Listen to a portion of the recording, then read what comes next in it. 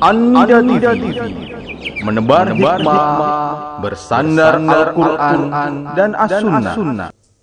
Yang kedua, Abdullah ibnu Umar. Ketika Tufail bin Ubay bin Ka'ab mendatangi Abdullah ibnu Umar radhiyallahu anhum, Abdullah ibnu Umar mengajak bersamanya untuk pergi ke pasar. Maka Tufail mengatakan, ada apa ke pasar? Memang jualan? Atau mungkin mau belanja? Atau ada keperluan mensuplai barang atau apa? Kalau mau tidak ada apa-apa, ngapain ke pasar? Duduk aja di sini. Duduk-duduk aja di sini. Apa jawaban Abdullah ibnu Umar? Di sini rumah gak ketemu banyak orang. Kalau kita ke pasar ketemu banyak orang. Setiap orang kita ucapin salam. Setiap orang kita ucapin salam. Berapa orang kita ucapin salam? Sementara mengucapkan sekali salam berarti satu kebaikan, pahalanya dilipat gandakan 10 kali lipat. Pahalanya banyak sekali. Allahu Akbar. Orang seperti Abdullah ibnu Umar ini orang yang rakus kepada pahala, rakus kepada fadilah. Jadi rakusnya rakus positif. Dalam hal ini terkait dengan tema kita, sangat tamak sekali untuk banyak mengucapkan salam, karena di situ mendapatkan pahala yang banyak dengan cara yang gampang. Sampai beliau mengatakan, kalau duduk di rumah memang ketemu orang siapa? Gak ada orang. Kalau ke pasar banyak orang. Sampai seperti itu. Ibu mau terapkan silahkan. Ibu dari rumah ke pasar, lewatnya saja sudah ketemu orang-orang di pasar. Nanti setiap kali kios ketemu orang-orang, belum orang yang numpuk di kedai, di kios ngantri, ibu ucapin salam semuanya. Jadi sengaja untuk ngucapin salam ke banyak orang. Nah, sekarang bab yang baru 132, bab kaifiyatus salam. Bagaimana salam itu? Yustahabbu ayyakula al-mubtadi bis salam. Disunnahkan untuk memulai, disunahkan orang yang memulai salam mengucapkan Assalamualaikum warahmatullahi wabarakatuh. Fayati bidhamiril jam'i wa ikanal musallim atau ikanal musallam alaihi wahidan. Di sini disebutkan dengan kata ganti jamak. Assalamualaikum menunjukkan jamak, meskipun yang diucapin hanya satu orang. Demikian kata Imam An-Nawawi. Meskipun yang diucapin hanya satu orang, redaksi salamnya dengan jamak, dengan domir kum. Assalamualaikum warahmatullahi wabarakatuh. Wa yaqulul mujib, dan orang yang menjawab mengatakan atau menjawab dengan redaksi Waalaikumsalam warahmatullahi wabarakatuh, fayati biwawil atof fi qouli waalaikum. Jadi didahului dengan wawu atof. Wa, coba seseorang mengatakan kepada kawannya Assalamualaikum, kawannya menjawab wa, ada huruf apanya? Ada huruf wawunya. Waalaikumsalam warahmatullah. Kira-kira boleh apa enggak Assalamualaikum, Alaikumussalam? Kira-kira boleh apa tidak? Nanti ada pembahasannya. Tetapi di pembukaan bab ini Imam An-Nawawi rahimahullah ta'ala menjelaskan yang menjawab memulainya dengan huruf wawu. Waalaikumsalam warahmatullahi wabarakatuh. Ini pembukaannya. Biasanya kan pembukaan dengan ayat-ayat Al-Qur'an. Tetapi di sini pembukaannya dengan sedikit keterangan bagaimana sih orang mengucapkan salam. Yang pertama, yang memulai mengucapkan Assalamualaikum warahmatullahi wabarakatuh, dan yang kedua tentang orang yang diucapin membalasnya dengan huruf wawu, waalaikumsalam. Baik, memulai hadis yang pertama.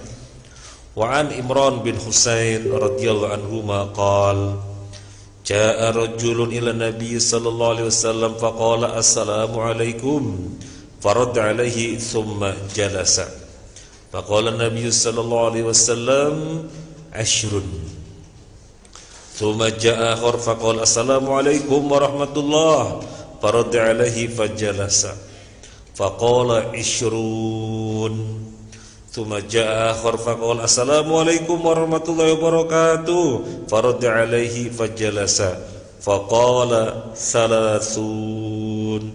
Silakan Ibu.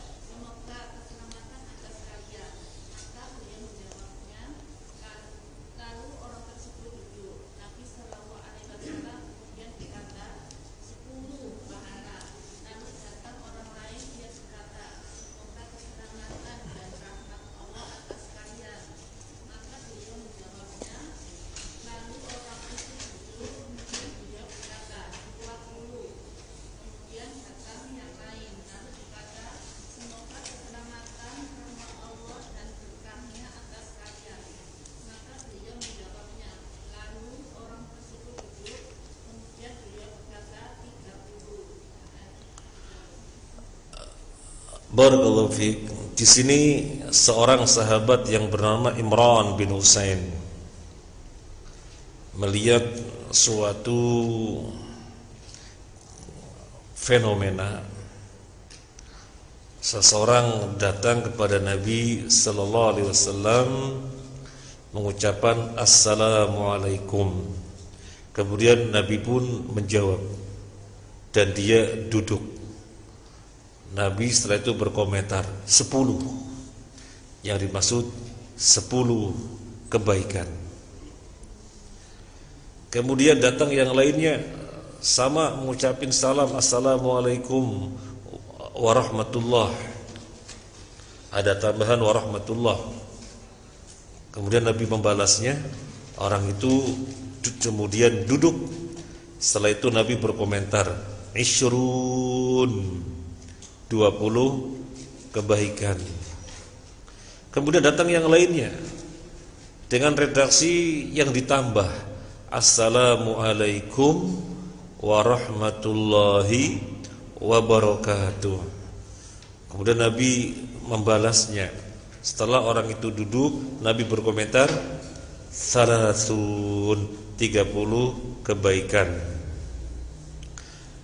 Yang pertama berapa kebaikan? 10. Yang kedua 20. Yang ketiga 30. Yang membedakan hanya satu kata. Orang yang kedua ditambah 10 kebaikan lagi karena menambah satu kata, assalamualaikum ditambah warahmatullah. Orang yang ketiga ditambah 10 kebaikan lagi padahal hanya menambah satu kata, assalamualaikum warahmatullahi wabarakatuh. Kenapa pahalanya berbeda-beda? Karena masing-masing orang dari ketiga orang ini berbuat kebaikan yang berbeda. Orang yang kedua kebaikannya lebih banyak daripada yang pertama dengan menambahi satu kata warahmatullah. Orang yang ketiga lebih baik lagi, dia menambahi 2 kata warahmatullahi wabarakatuh. Maka Syekh Utsaimin di dalam syarahnya mengatakan li'anna kulla wahidin minhum zada, karena masing-masing menambah tambahan. Yang pertama menambahi tambahan, yang kedua menambahi tambahan dari orang pertama, dan orang yang ketiga menambahi tambahan dari orang kedua. Maka pahalanya, balasannya pun berbeda. Berarti ibu kalau datang, ini kan yang lainnya sudah duduk, ibu misalnya baru datang, ibu kalau mengucapkan assalamualaikum 10 kebaikan. Kalau ibu pengen 20, assalamualaikum warahmatullah. Kalau ibu pengen 30, assalamualaikum warahmatullahi wabarakatuh. Kira-kira yang diucapin salam mangkel apa tidak? Ya tidak, malah seneng. Yang pertama didoakan keselamatan, ditambah warahmatullah, selain keselamatan ditambah rahmat, ditambah wabarakatuh, selain keselamatan ditambah rahmat, ditambah keberkahan. Jadi yang diucapin ya tambah seneng. Jangan sampai mengatakan aduh ribet amat sih, assalamualaikum saja sudah gitu. Pakai ribet assalamualaikum warahmatullahi wabarakatuh. Kita jawabnya juga panjang akhirnya, waalaikumsalam warahmatullahi wabarakatuh. Ya jangan bilang ribet, karena pahalanya juga bertambah. Kemudian tentang meskipun satu orang dengan domir kum atau dengan domir jamak, apakah sepakat di antara para ulama? Wa hadhihi mas'alatun ikhtalafa fiha al-ulama. Masalah ini terdapat perbedaan pendapat di antara para ulama. Hal idza sallama ala wahidin yaqul assalamu alayka am alaikum. Kalau objeknya satu orang yang kita ucapin, apakah dengan kalimat assalamualaikum ataukah dengan kalimat assalamu alayka? Yang mana? Berdasarkan penjelasan Imam Nawawi yang mana? Assalamualaikum, meskipun yang diucapin seorang diri. Tapi sebenarnya ada perbedaan pendapat di antara para ulama, dan Syekh Utsaimin rahimahullah taala cenderung kalau satu orang bukan assalamualaikum tapi assalamu alayka. Karena cuma satu orang, assalamu alaik wa alaikassalam. Ini pendapat yang diambil oleh Syekh Utsaimin dengan mendasarkan pada hadis musii'us shalah, hadis tentang orang yang sholatnya jelek. Di situ ucapan salam kepada seseorang, kepada satu orang maksudnya, dengan assalamu alaik wa alaikassalam. Demikian juga hadis yang sudah kita bahas, hadis Abu Hurairah, ketika Adam disuruh menemui para malaikat yang duduk-duduk, kemudian Adam alaihissalam mengucapkan assalamualaikum. Apa jawaban para malaikat? Assalamu alaika. Soalnya menjawab untuk satu orang. Makanya ini yang diambil oleh Syekh Utsaimin menggunakan ka, bukan menggunakan kum.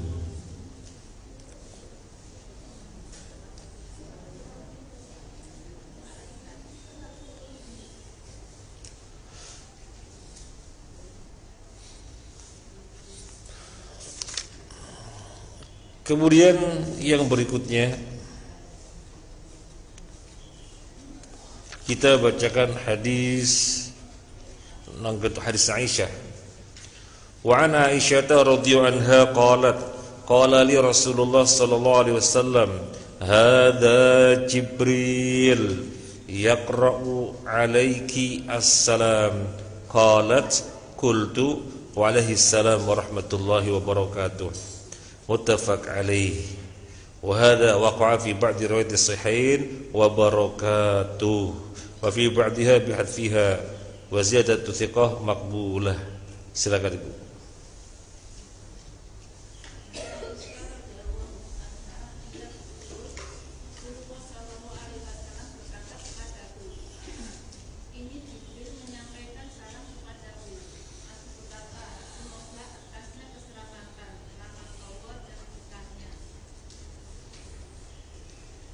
Hadis Bukhari Muslim. Aisyah radhiyallahu anha menuturkan, suatu ketika Nabi sallallahu alaihi wasallam berkata kepadaku, "Wahai Aisyah, ini Jibril ngucapin salam buat kamu."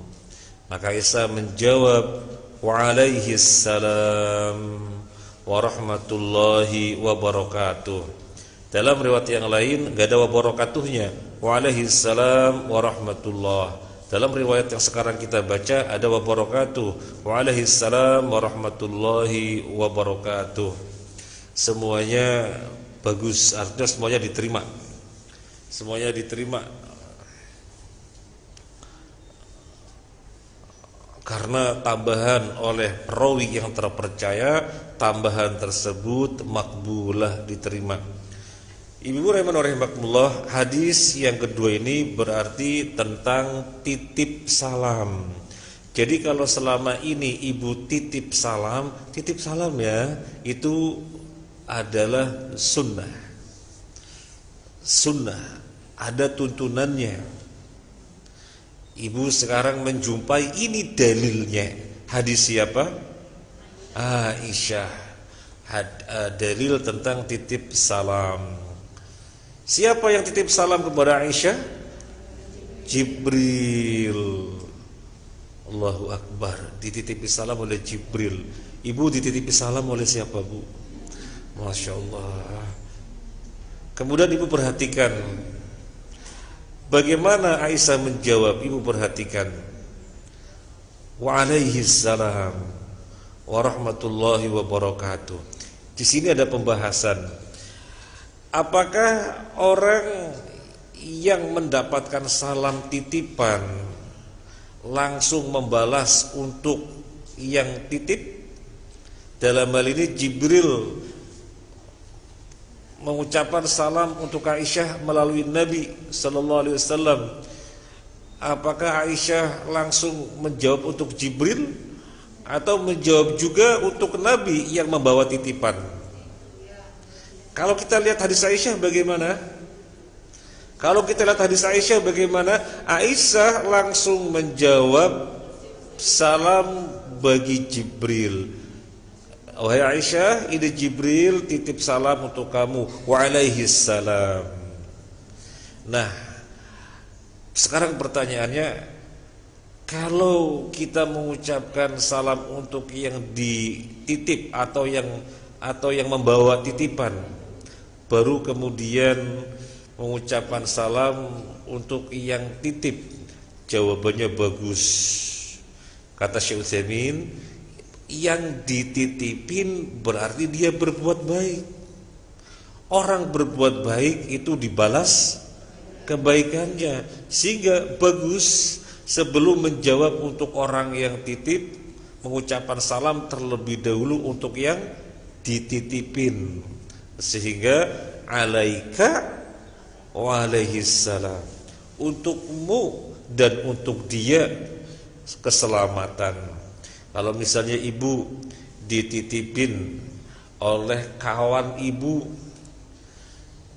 teman sekolah lama misalnya, namanya Zainab, yang dititipin namanya Ruqayyah, ibu jawabnya bagaimana? Alaiki wa alaihas salam. Ibu mengucapkan alaiki untuk orang yang membawa titipan. Alaiki, ibu mengucapkan wa alaiha untuk yang titip. Jadi di sini ibu menjawab salamnya orang yang titip, sekaligus ibu berbuat kebaikan untuk orang yang telah berbuat baik. Karena dia membawa salam, dia berbuat kebaikan, ibu membalas kebaikan. Kata Syekh Utsaimin, ini bagus.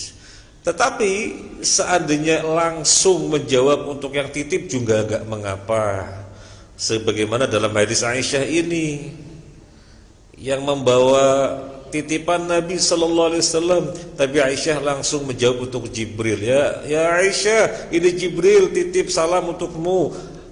Wa alaihi salam wa rahmatullah wa barakatuh. Kemudian yang berikutnya tentang titip salam. sebaiknya kita titip salam atau tidak titip salam.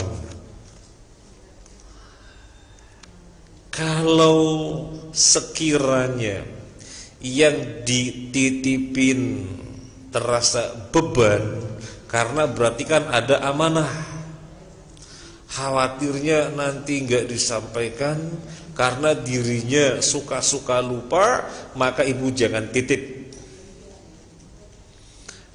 karena menjadi beban bagi yang dititipi. Jadi ibu melihat, saya mau titip salam, ini orang mau berangkat ke pondok, lah ibu nggak pakai pertimbangan, ini orang ke pondok itu mau nengok anaknya, sehingga fokusnya ke anak, mungkin gak ke yang lain-lainnya. Ibu titip salam, nanti sampaikan salam ke ibu Nyai ya. Orang ini merasa gak enak sama ibu, insya Allah tak sampaikan. Begitu sampai di pondok, urusannya sama anak, dia ada beban, waduh ada titipan salam. Akhirnya anak-anak ditinggal dulu, nak sebentar ya, ini ada titipan salam baru disampaikan. Akhirnya mencari ibu Nyai. Terbebani apa tidak? Terbebani. Maka Syekh Utsaimin rahimahullah ta'ala menjelaskan, intinya kalau yang mau dititipin salam kelihatannya atau secara keadaan terbaca akan menjadi beban, jangan. Dan ibu juga mungkin merasakan berapa kali dititipin salam kelupaan ya bu ya. Nah itu, padahal itu amanah. Ya kalau lupa semoga dimaafkan, tetapi khawatirnya masuk kategori menggampangkan amanah. Oleh karena itu, biar kita tidak menjerumuskan kawan ke sesuatu yang merupakan pelanggaran, gak usah titip salam, gak usah, kecuali diperkirakan tidak beban. Kemudian misalnya ada pembahasan, memang yang dititipin harus menyampaikan ya, memang yang dititipin harus menyampaikan ya.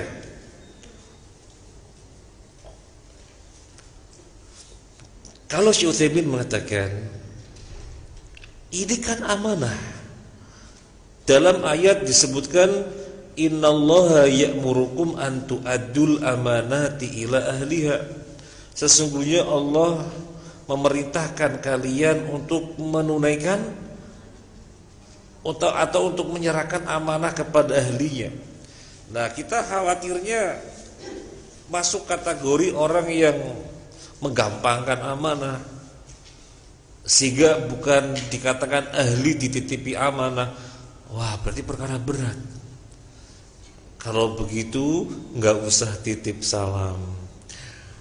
Pernah terjadi di antara santri-santri, kawannya mau pergi ke suatu tempat yang nantinya akan bertemu dengan siapa-siapa. Kawannya bilang, saya titip salam ke si fulan ya. Kawannya yang disampaikan negur, gak usah titip-titip salam. Loh kenapa? Nanti jadi bebannya dia. Oh, dalam hati saya ini benar. Jadi pembahasan kita sekarang ini ya fenomena itu, gak usah titip salam, khawatirnya jadi bebannya dia. Kalau biar tidak jadi beban, caranya bagaimana? Ibu tetap titip salam, karena ibu mendoakan keselamatan untuk orang yang ibu tuju, dan nanti dia akan membalas salam tersebut. Ibu didoakan jadinya. Adanya kebaikan mendoakan dan didoakan, tetapi tanpa membuat beban orang dititipin. Caranya bagaimana? Syekh Utsaimin menjelaskan caranya begini. Tolong sampaikan salam kalau kamu ketemu dan enggak lupa. Nah, beban apa tidak? Tidak. Di sini enggak ada kata-kata dan tidak lupa. Di sini hanya kata-kata kalau kamu ketemu dia titipkan salam, kata Syekh Utsaimin. Tambahan dari saya, kalau kamu ketemu dia dan tidak lupa sampaikan salamku. Dan di sana senang, tidak merasa beban. Oh iya, soalnya kalau ketemu dan kalau tidak lupa. Caranya seperti itu, Bu. Tolong titipan salam ke dia kalau kamu ketemu. Nah, ini bab titip salam. Jadi sekarang yang selama ini ibu mempraktekkan sunnah ini, sekarang kita ditujukan dalilnya. Jadi kita beramal tambah mantap, ya. Beramal mengetahui dalilnya maka tambah mantap dan nilainya lebih bertambah insya Allah.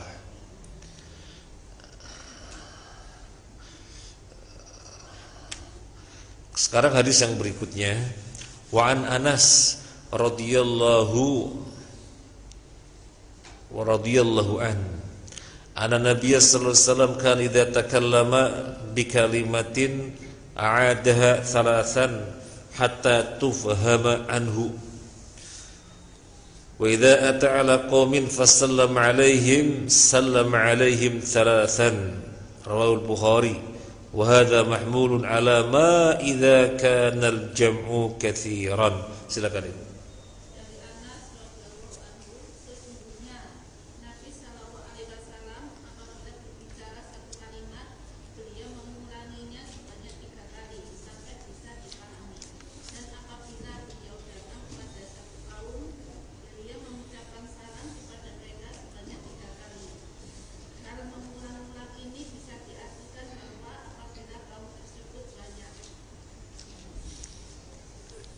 Tentang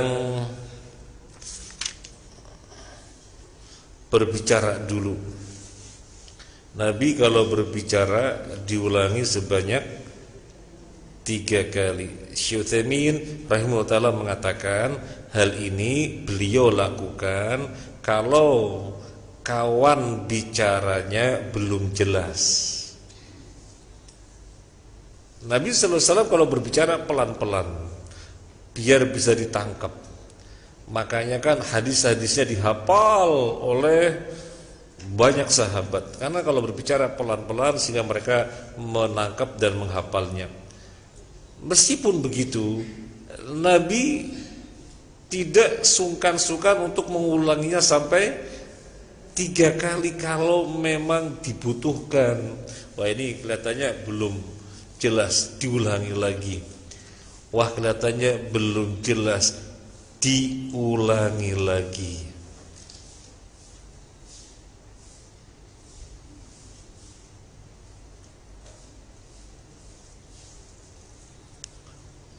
Nah, kemudian sekarang masalah salam.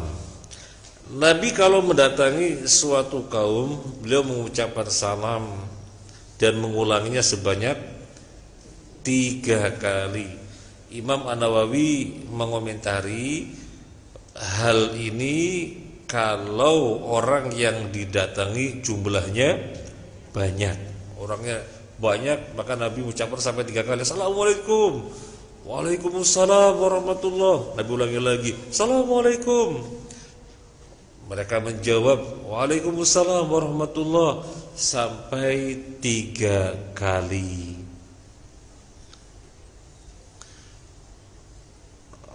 Berarti yang dilakukan oleh Pak Kiai ketika ceramah di hadapan ratusan hadirin atau barangkali ribuan hadirin, mengucapkan salam sampai 3 kali, ada dalilnya? Ada dalilnya. Kan kadang-kadang Pak Kiai, Assalamualaikum warahmatullahi wabarakatuh, sudah dijawab ini kayaknya kurang semangat, tak ulangi lagi. Nah, gitu Pak Kiainya ya. Assalamualaikum warahmatullahi wabarakatuh, tambah gemuruh jawabannya.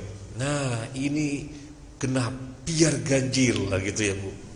Biasanya Pak Kiai begitu.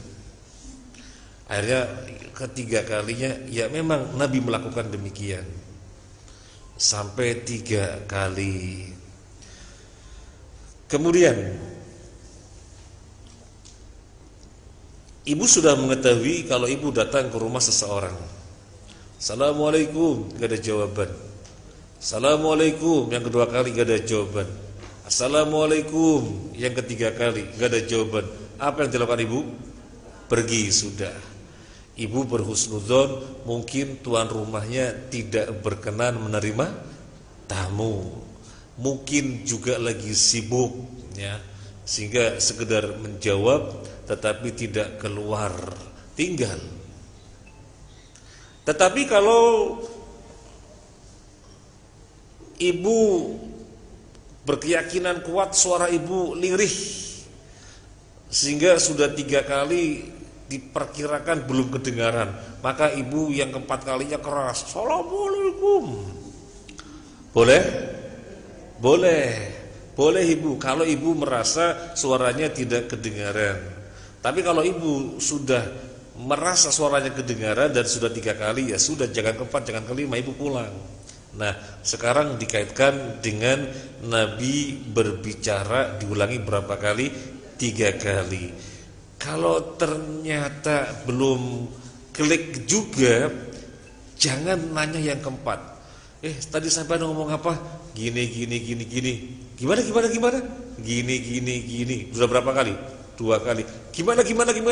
Ya Allah, gini loh. Terus tetap gak klik juga. Oh nggih, pun itu aja sudah. Gak paham berarti kan? Jangan menuntut diulang yang keempat. Sebagaimana salam 3 kali, yang disalamin gak keluar kita pergi. Kalau orang berbicara dengan kita sudah 3 kali, kita sudah nuntut diulangi yang kedua, sudah nuntut diulangi yang ketiga, dan kita belum ngah juga, ya sudah. Nggih pun matur nuwun. Nanti yang berbicara bingung, loh kok matur nuwun? Jadi sampai seperti itu Bu. Kecuali kalau yang mengulanginya tidak keberatan, mengulangi lagi sampai 4 kali sampai 5 kali, kalau gak keberatan ya sah-sah saja. Tetapi Bu Yao yang diajak bicara mengerti ini sudah diulang sampai 3 kali, masa kita menuntut diulangi sampai ke 4 kali? Gimana tadi? Kok saya nggak ngeh ya? Jangan, sudah 3 kali saja. Nah, baik Ibu rahimakumullah, ini 3 hadis. Yang pertama tentang redaksi salam, ada yang 10 kebaikan, 20 kebaikan, 30 kebaikan. Yang kedua tentang titip salam. Yang ketiga tentang pengulangan salam boleh sampai 3 kali. Sekarang hadis yang berikutnya. Wa anil Miqdad radhiyallahu an fi hadithihi at-tawil qala kunna narfa'u lin nabi sallallahu alaihi wasallam nasibahu minal laban faji'a minal lail fa yusallimu tasliman la yukidu naiman wa yusmi'u al-yaqidan faja Nabi sallallahu alaihi wasallam fasallama kama kana yusallimu. Silakan.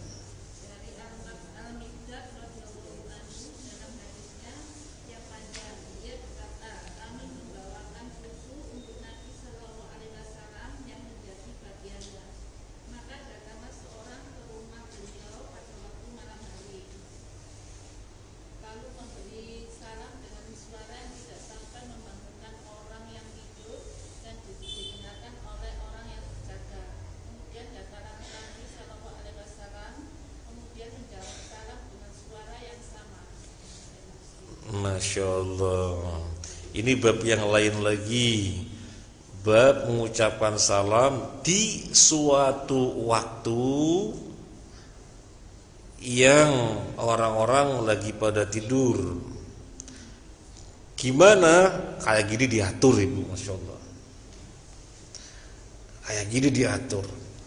Baik, kita akan mengetahui jawabannya dengan membacakan hadis ini, hadis Miqdad radhiyallahu an.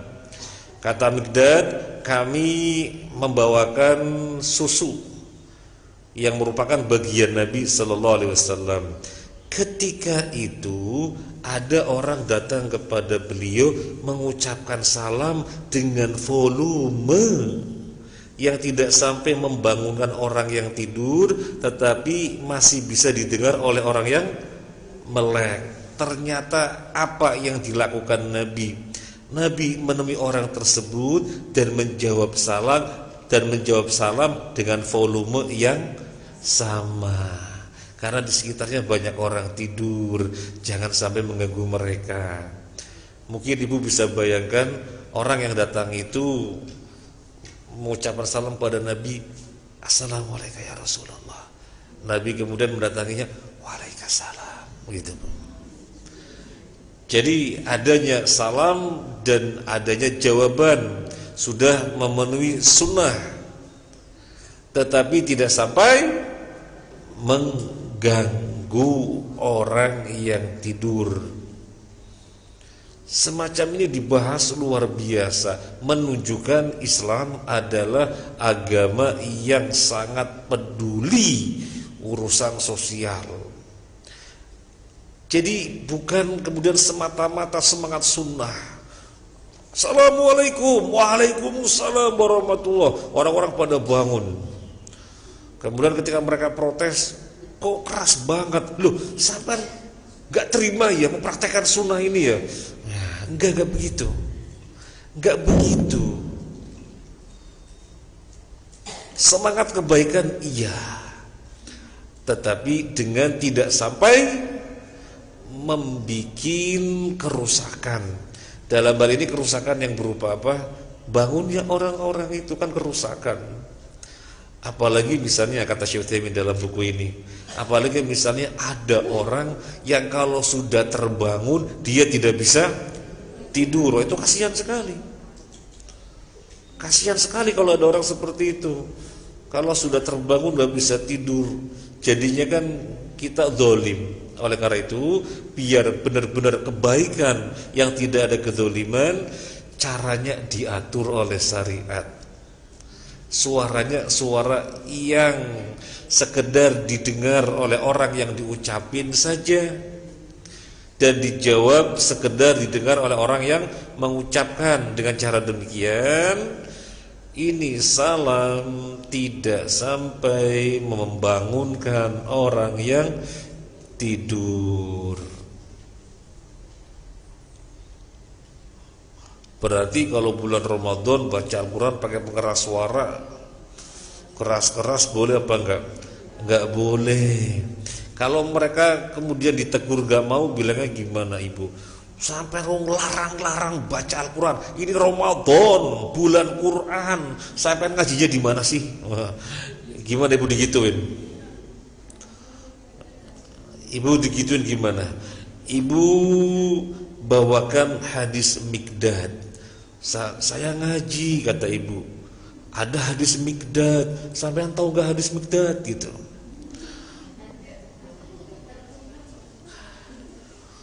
Jadi disebut dalam hadis Miqdad, salamnya di waktu yang orang pada tidur itu sekedar didengar oleh orang yang diucapin. Kemudian yang diucapin menjawab sekedar didengar oleh orang yang ngucapin, nggak sampai mengganggu orang yang tidur. Allahu Akbar. Sekarang hadis yang berikutnya, An Asma binti Yazid radhiyallahu anha anna Rasulullah sallallahu alaihi wasallam marra fil masjid yauman wa usbatun minan nisa qu'udun fa'alwa biyadihi bitaslim.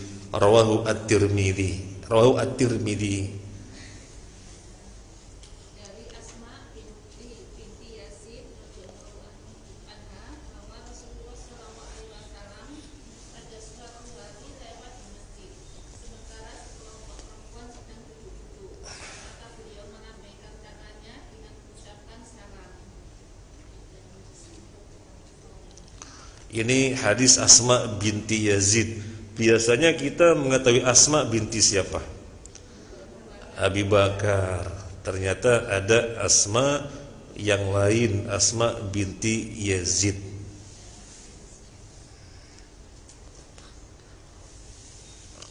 Nabi ini, Asma menuturkan, Nabi melewat di masjid di suatu hari yang di situ para wanita lagi duduk di situ. Nabi melewati kumpulan para wanita sahabiyah. Apa yang dilakukan Nabi? Nabi mengisyaratkan dengan tangan, mengucapkan salam.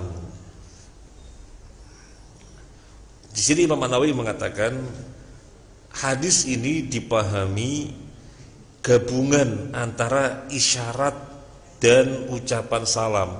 Jadi ibu bayangkan angkat tangan assalamualaikum.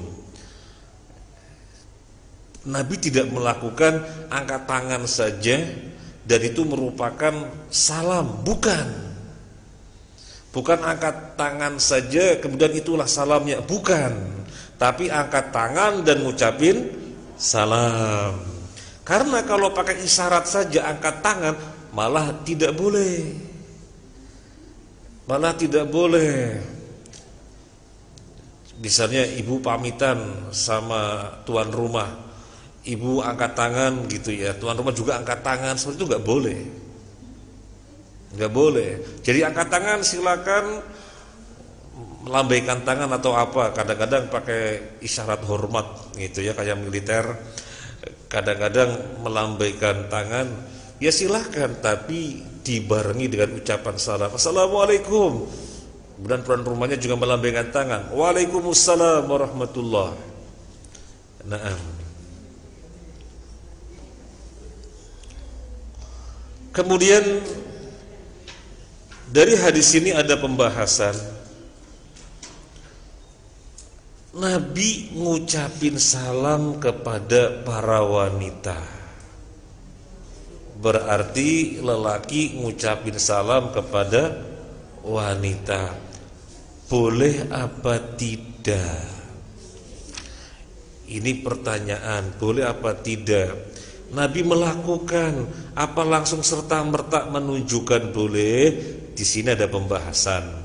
Salamun Nabi sallallahu alaihi wasallam ala nisa wa dzalika li annal mahdzur muntafin ghayatal intifa. Salamnya Nabi kepada para wanita karena sesuatu yang dikhawatirkan tidak ada sama sekali. Yang pertama yang ngucapin salam siapa? Nabi, orang yang diketahui paling soleh.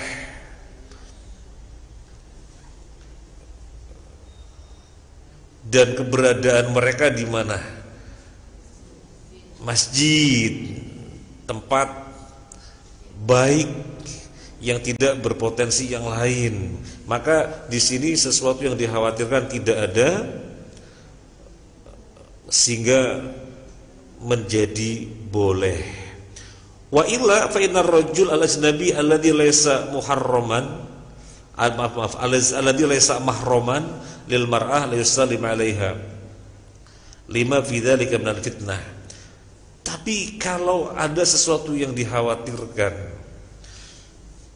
yaitu salamnya seorang laki-laki bukan mahram kepada wanita yang dilewatinya atau yang dijumpainya,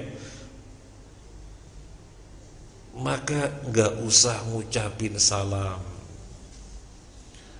Biasanya yang bagaimana yang bisa mengundang fitnah, bujang sama gadis. Assalamualaikum mbak.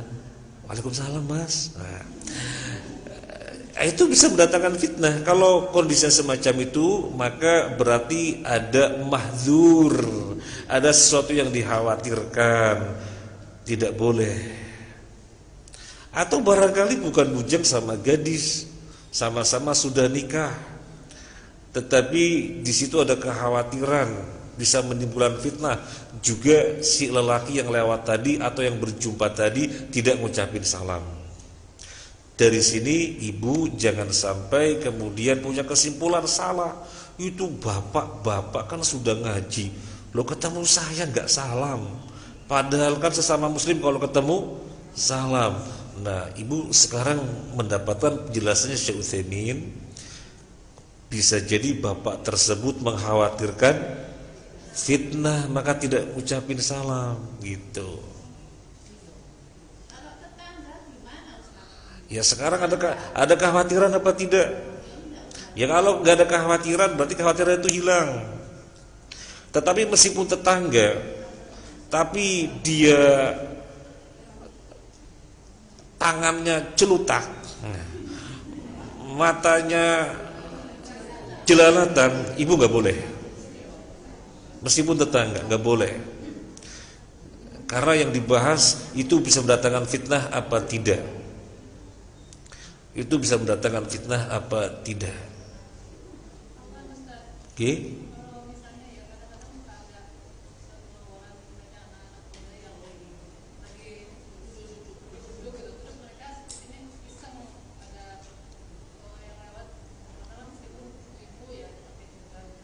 Yang duduk-duduk siapa? Anak laki-laki, ibu lewat. Ya terus?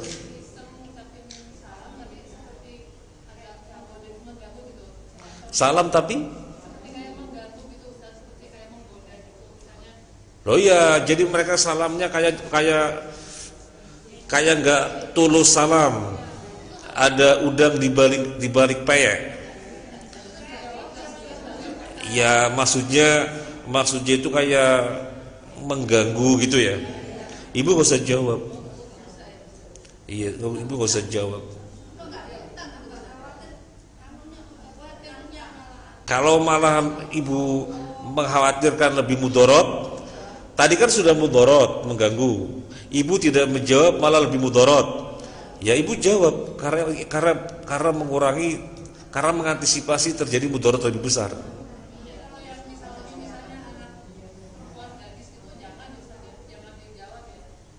Iya.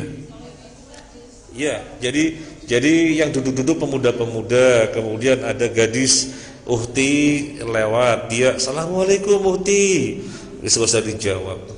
Kalau kelihatannya mengganggu gitu ya, menggoda, gak usah dijawab.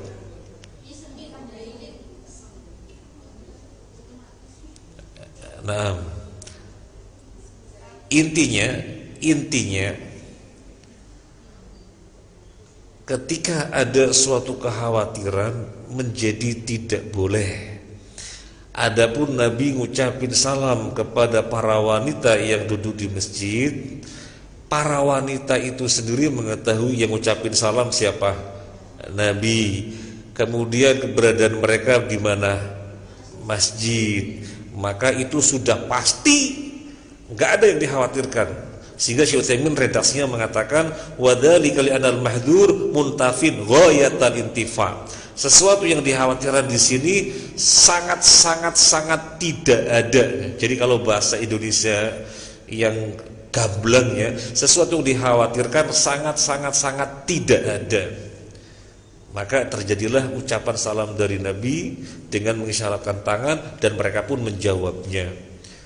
Berarti kalau ada yang dikhawatirkan antara laki dan wanita yang bukan mahram tidak mengucapkan salam.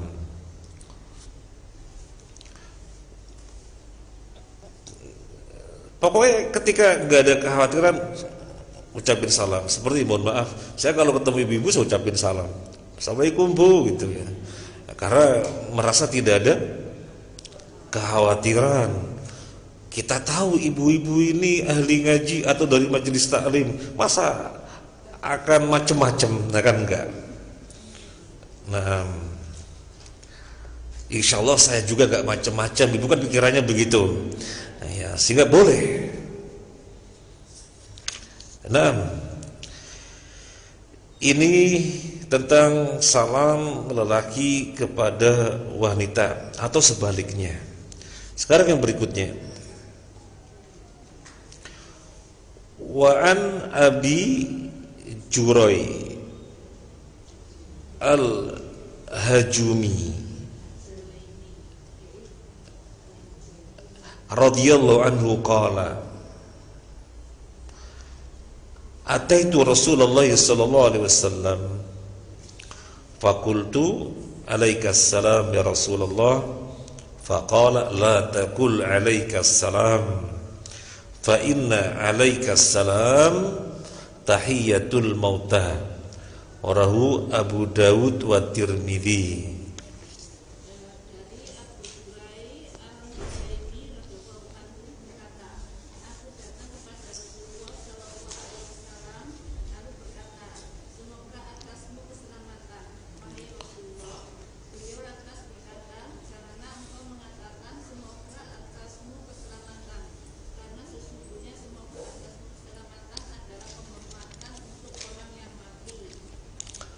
Ibu rahimahullah, ini hadis siapa Allah alam. Dalam terjemahan ibu tadi dibaca Hujaimi ya Bu.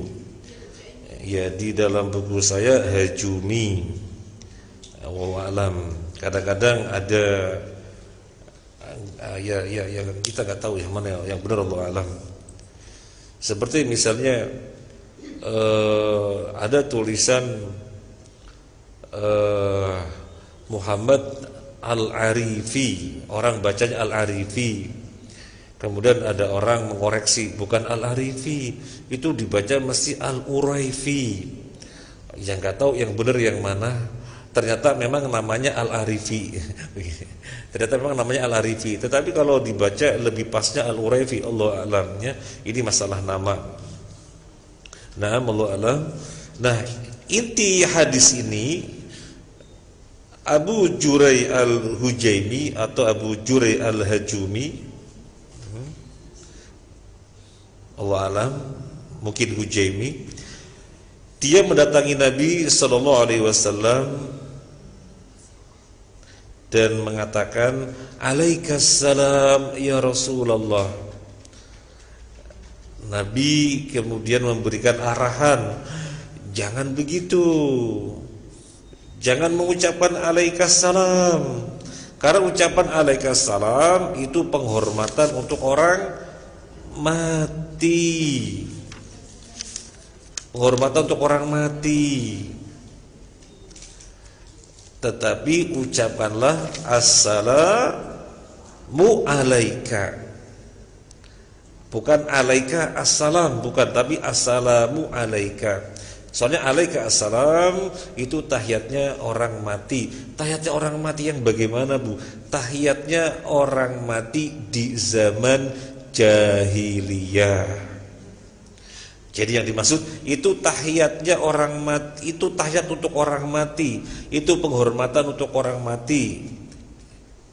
Yang dimaksud penghormatan untuk orang mati di zaman jahiliyah. Jadi kalau mereka mengucapkan salam pada orang mati, alaika salamullah Qais bin Amir, alaika salamullah siapa, alaika assalam, alaika assalam, itu salam untuk orang mati di zaman jahiliyah.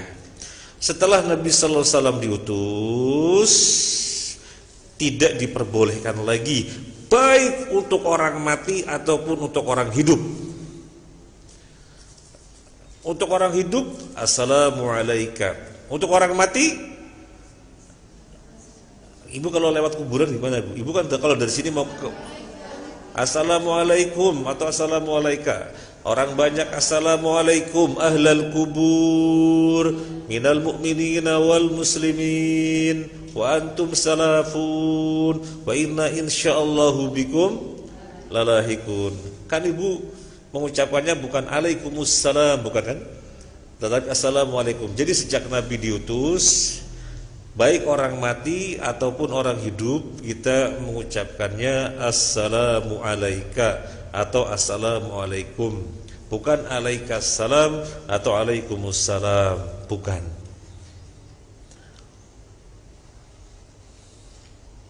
Kalau ibu mengucapkan salam kepada orang yang mati, dia harus jawab apa enggak? Ibu melewati kuburan, Assalamualaikum ahla diyar minal muslimina wal mu'minin wa inna insyaallah bikum lalahiqun as'alullaha lana wa lakumul afiyah. Dia harus jawab apa enggak? Ya kalau dia jawab ibu lari, kan takut mayatnya bangun. Nah, makanya di sini ada pembahasan. Ketika ibu mengucapkan Assalamualaikum ahla diyar, itu maksudnya bukan sebagaimana ibu mengucapkan salam kepada orang yang masih hidup, di mana yang diucapin menjawab Waalaikumsalam. Berbeda. Ketika ibu mengucapkan kepada orang yang meninggal, ahli kubur, Assalamualaikum ahla diyar, itu maksudnya ibu berdoa kepada Allah semoga keselamatan tercurahkan bagi kalian.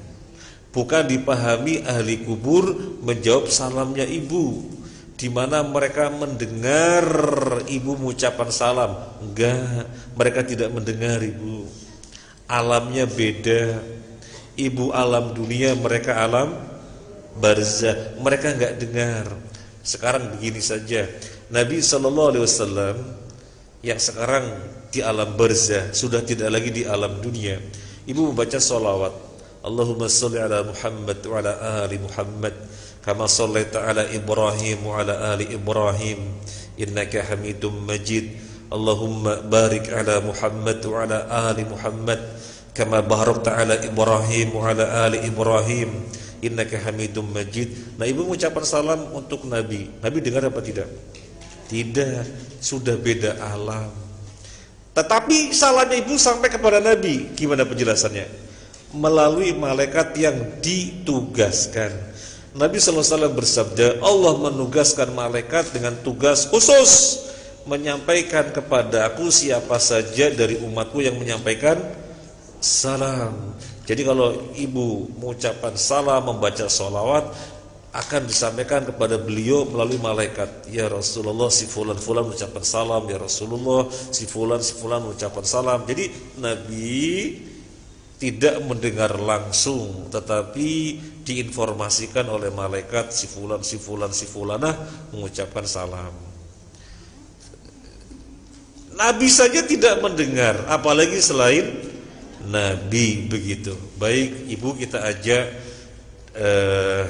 diskusi lagi. Ketika sholat di masjid, Nabi menjadi imam, para sahabat menjadi makmum. Para sahabat membaca sholawat untuk Nabi dalam tasyahud. Assalamu alayka ayyuhan nabiyyu wa rahmatullahi wa barakatuh. Dari sahabat di shaf pertama, shaf kedua, shaf ketiga, dan seterusnya.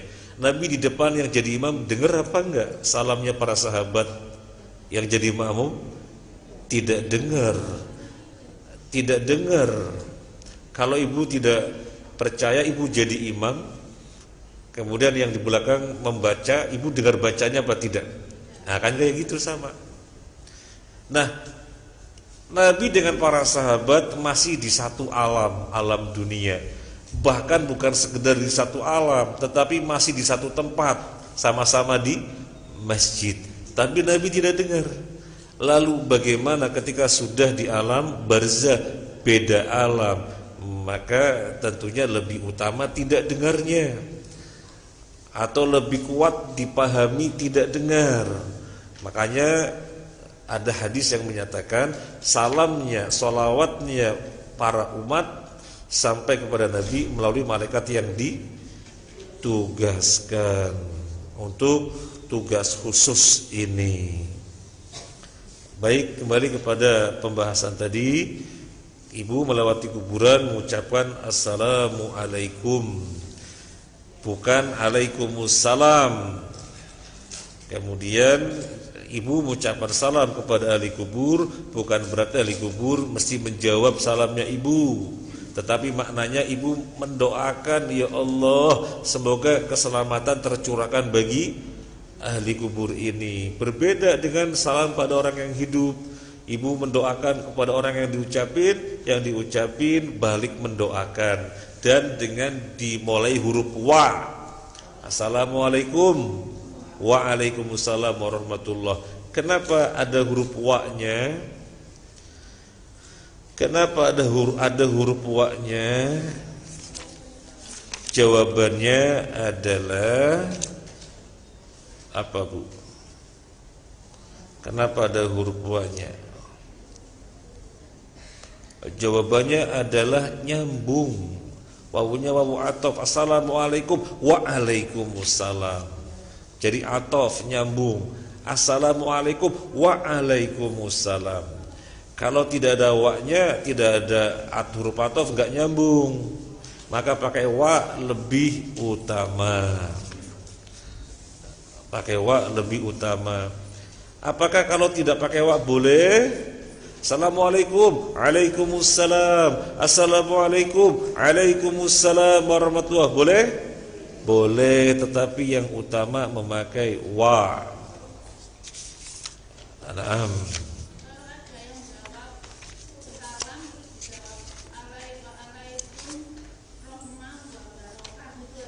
Enggak boleh. Jadi assalamualaikum, waalaikumsalam warahmatullah. Bukan waalaikumsalam warahmah, bukan. Karena dalil mengajarkan waalaikumsalam warahmatullah, bukan waalaikumsalam warahmah wabarakatuh, bukan. Waalaikumsalam warahmatullah. Assalamualaikum warahmatullah. Waalaikumsalam warahmatullahi wabarakatuh. Ini gak boleh diubah-ubah dan ditambah-tambah, karena ini langsung diajarkan dari Allah sejak zaman Nabi Adam, dan ini adalah tahiyatnya kaum muslimin, penghormatannya kaum muslimin. Kalau mereka pagi, siang, siapa yang bilang ini sore? Siang kok. Nah, kemudian ibu rahimakumullah,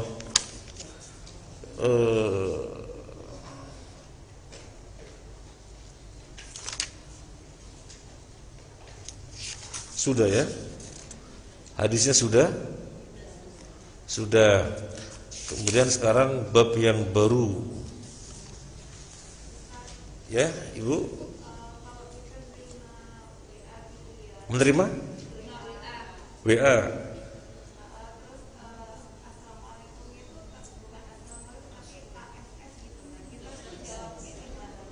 Assalamualaikum terus.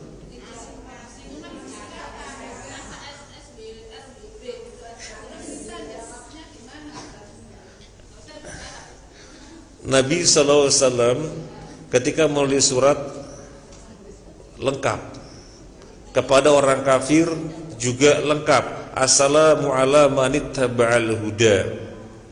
Maka itu yang kita ikuti. Saya alhamdulillah tidak pernah ASS, enggak pernah. Nanti yang jawab WASS. Enggak. Jadi kita menulis apa adanya, assalamualaikum warahmatullahi wabarakatuh. Termasuk ketika menulis sallallahu alaihi wasallam, tidak pernah tak singkat, karena kita ketika menulis itu sekalian maksud kita membaca sholawat sallallahu alaihi wasallam. Jadi tidak SAW, enggak. Oh, kalau masalah dijawab apa enggak, ya dijawab. Nanti jadi fitnah kalau enggak dijawab. Jadi dijawabnya lengkap, waalaikumsalam warahmatullahi wabarakatuh. Dijawabnya lengkap dengan huruf yang lengkap, waalaikumsalam warahmatullahi. Kalau tidak dijawab nanti jadi fitnah, karena maksudnya dia kan salam, tapi kemudian menyikat-nyikat. Nah,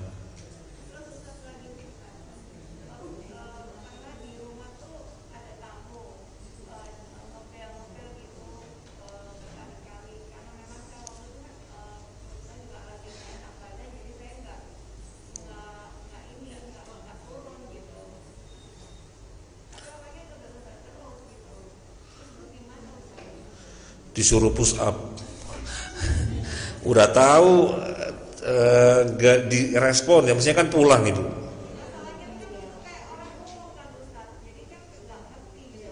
Oh gitu, ya itulah. Nggih.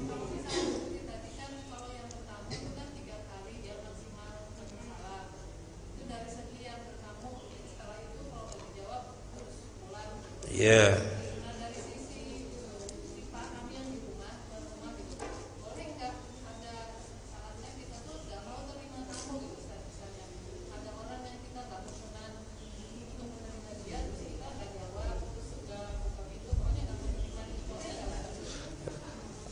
Jadi tuan rumah tidak bersedia menerima, itu hak. Nah, tamunya yang harus tahu tuan rumah tidak menemui itu hak dia. Ya makanya saya bilang disuruh push up.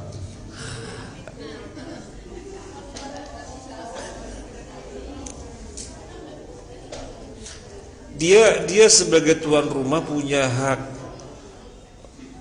Dia sebagai tuan rumah punya hak untuk tidak menerima tamu. Makanya kan syarat menetapkan kalau Anda salam sampai 3 kali kemudian tidak mendengar jawaban maka pulang. Ini menunjukkan haknya tuan rumah harus diperhatikan. Mungkin lagi sakit, mungkin lagi gak enak badan, mungkin lagi ada pikiran sehingga tidak mau diganggu. Itu tamu harus paham ya. Itu tamu harus paham. Lah kalau ibu bilangnya tamunya mokong, lah ini masalahnya tidak mengetahui tuntunan sunnah, sehingga membikin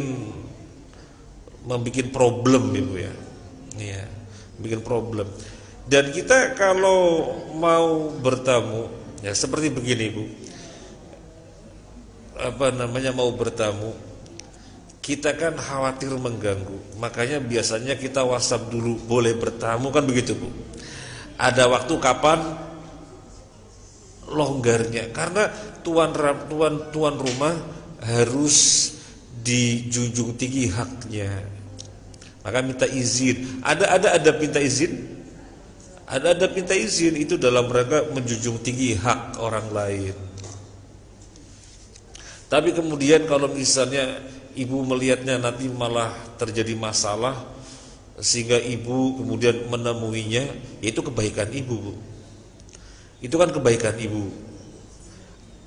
Sebenarnya ibu punya hak untuk tidak menemui dan ibu secara hukum tidak salah, tetapi ibu mengkhawatirkan sesuatu yang lain sehingga ibu menemuinya, berarti itu kebaikan ibu. Sama seperti ini. Seorang istri ada gak kewajiban menafkahi anak-anaknya? Gak ada, tetapi punya duit sehingga kemudian andil menafkahi anak-anaknya, yaitu kebaikan istri kan begitu. Sebenarnya tidak ada kewajiban, yaitu berarti kebaikan istri, pahalanya berlipat ganda insyaallah, karena sesungguhnya kewajiban suami, tetapi di situ andil meringankan kewajiban suami. Nah, sama seperti tuan rumah tadi punya hak. Dia tidak salah kalau tidak menemui tamu, tetapi kemudian wis tak temui saja, ya sudah, berarti kebaikannya ibu tersebut. Nah, tetapi jangan sampai tidak dijelaskan ya bu. Ya ini kepada ibu mau berbuat baik menemui, khawatirnya dia tidak tahu sunnah dan selamanya seperti itu, ada kepada orang lain juga seperti itu. Dijelaskan ya bu. Dijelaskan. Ibu bilang begini, Mbak kan tadi sudah salam 3 kali, belnya kloneng-kloneng lagi berkali-kali, kan sudah gak ditemui. Itu maksudnya tuan rumahnya gak mau menemui. Dalam hal ini saya tuan rumah, mohon maaf loh, ini saya menjelaskan biar jelas permasalahannya sesuai dengan tuntunan syariat itu bu ya. Nanti lain kali kalau ke rumah siapa sudah salam 3 kali dan gak ditemui, ya jangan kemudian ngebel-ngebel terus gitu ya bu. Dinasehatin bu. Nggih. Yang bikin apa?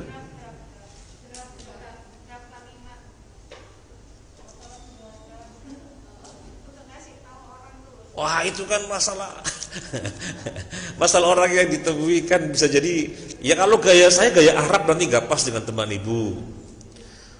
Kalau gaya Arab kan gaya to the point, inti kif inti kan. Kalau orang Arab kan gayanya gaya to the point, anak ini lagi istirahat, anak gak mau nemuin inti salam-salam terus, kif inti, itu orang Arab. Lah kalau ibu nanti menghadapi orang yang enggak gitu, yang budaya timurnya sangat tinggi, nanti kan malah repot ya Bu ya. Nggih. Nggih.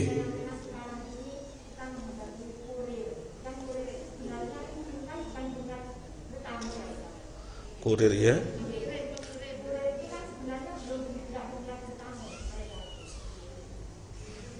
Terus yang dimasalahkan apanya?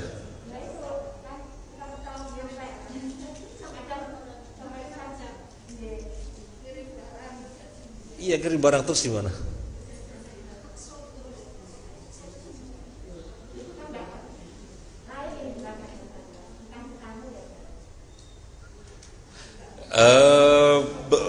Babnya ada orang datang ke rumah ibu siapapun dia, kan begitu ya Bu ya.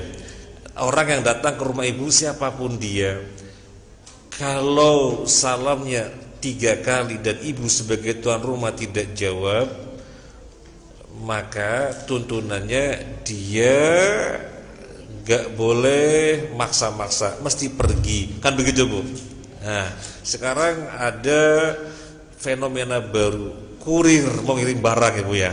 Nah, makanya harus ada SOP yang nyaman untuk semuanya dan tidak sampai menyelisih syariat. SOP-nya apa? Bikin saja. Orang yang mau kirim barang mesti kasih tahu dulu. Mesti kasih tahu dulu kepada ibu gitu Bu. Nanti akan ada kurir. Jadi ibu tahu yang datang itu kurir yang mau ngirim barang. Sehingga meskipun ibu sebenarnya lagi gak pengen terima tamu, tapi kan ini masalahnya ada barang buat ibu. Masa ibu tetap gak keluar? Akan begitu. Jadi dibikin SOP seperti itu, ya. Dibikin SOP seperti itu. Nggih?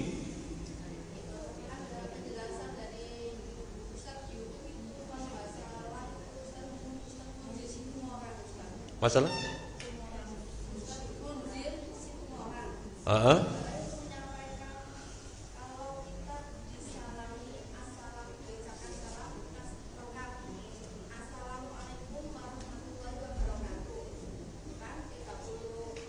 Tiga 30 pahala, 30 kebaikan.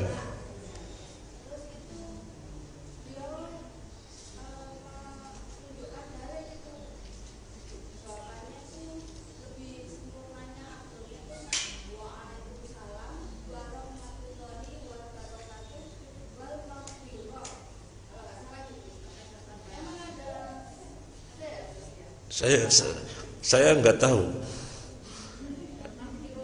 Ya, saya nggak tahu. Nanti coba saya cek, karena saya sampai saat ini belum tahu. Dan yang kita ikuti ketika doroh dengan masyayikh mengatakan sama saya dengan para syekh, tetapi yang menjelaskan ini seorang syekh saya lupa. Beliau mengatakan tidak ada kelanjutannya. Jadi terakhir adalah kalimat wa barakatuh. Kalau orang yang mengucapkan lengkap Assalamualaikum warahmatullahi wabarakatuh, maka dijawab Waalaikumsalam warahmatullahi wabarakatuh. Itu sudah jawaban yang semestinya, bukan dengan alasan kan harus lebih baik, kemudian membuat tambahan padahal gak ada tuntunannya. Demikian penjelasannya. Jadi wa barakatuh mentok, nggak ada tambahan wa maufirah, nggak ada tambahan wa ridwana, sebagaimana sebagian dai nambah-nambah maufirah, ridwana dan yang lainnya. Enggak. Jadi sampai wa barakatuh. Nah, Ibu.